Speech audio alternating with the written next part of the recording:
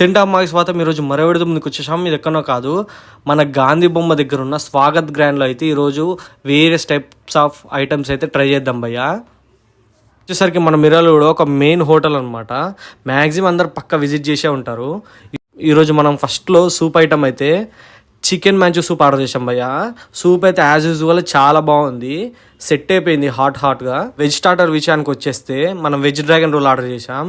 ఇదైతే చాలా కొత్తగా స్మూత్గా వెళ్ళిపోతుంది భయ్య నోట్లోకి, చాలా అంటే చాలా ఫ్రెష్గా ఉంది. నాన్ వెజ్ స్టార్టర్ విషయానికి వచ్చేస్తే క్రంచీ చికెన్ ఆర్డర్ చేసాం.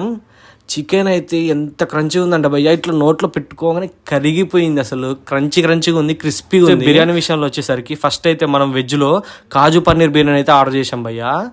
ఇదైతే ఫుల్గా కాజు ఆయిల్ గీ మాత్రం అసలు ఫుల్ వేసాడు భయ్య. కాజు కూడా పలుకు ఒకటి వస్తున్నాయి, 2-3 వస్తున్నాయి.